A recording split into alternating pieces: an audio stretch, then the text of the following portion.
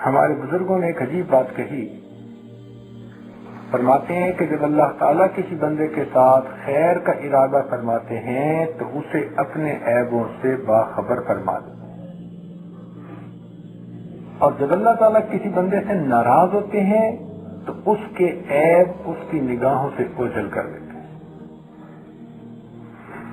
بندہ اپنے ہاتھوں سے ایک کام کرتا ہے، اس کی آنکھ دیکھتی نہیں، اس کا دماغ سوچتا نہیں کہ میں اللہ کی کیا نافرمانی کر رہا ہوں۔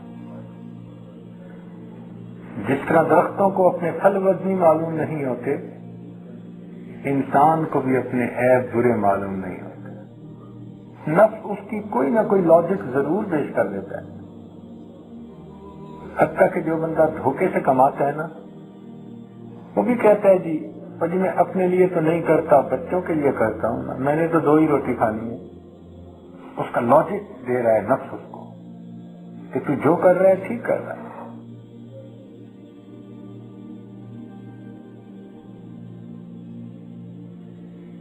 کئی مرتبہ دیکھا کہ بندہ جیتا جاگتا ہوتا ہے لیکن ایسے بہیو کرتا ہے جیسے آنکھوں پہ پٹی بندھی ہوئی ہے،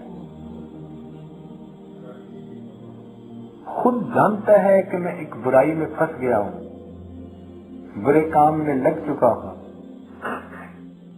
مگر اپنی اصلاح کی اس کے اندر توفیق نہیں ہوتی۔ کئی مرتبہ تو اسے پتہ بھی نہیں چلتا کہ میں کر کیا رہا ہوں۔ چنانچہ ایک مرتبہ ایک انجینئر صاحب تھے جن کو میں بہت قریب سے جانتا ہوں، اس کی زندگی بس عام زندگی ہے،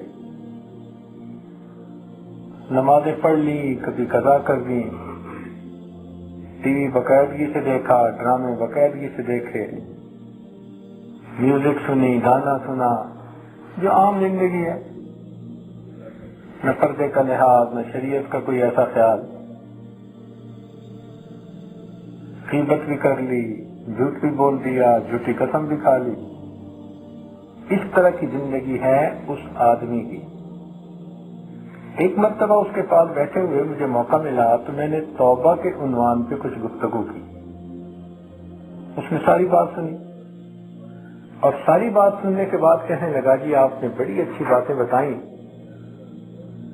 اور اس کے بعد کہنے لگا کہ جی اپنے ارادے سے تو کبھی گناہ کیا نہیں،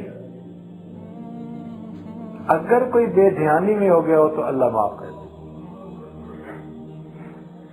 اس نے بات کہی، مجھے اپنے پاؤں کی زمین ہلتی نظر آئی کہ یا اللہ، اتنا بھی انسان اپنے آپ سے بے خبر ہو جاتا ہے،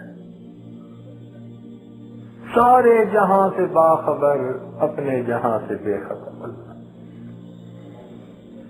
اتنا بھی حال ہوتا ہے بندے کا کہ ایسی زندگی ہے کہ فرائض چھوٹ رہے ہیں، حرام کاموں کا مرتکب ہو رہا ہے بندہ، اور پھر کہتے ہیں جی ارادے سے تو کبھی گناہ کیا نہیں، بغیر ارادے کے ہو گیا ہو تو اللہ معاف۔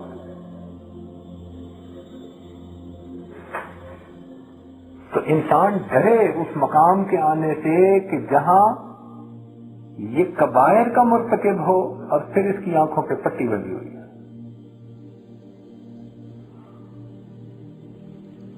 اس لیے ہمیشہ اپنے نفس پر انسان کی نظر رہے، اپنے من پہ نظر رہے۔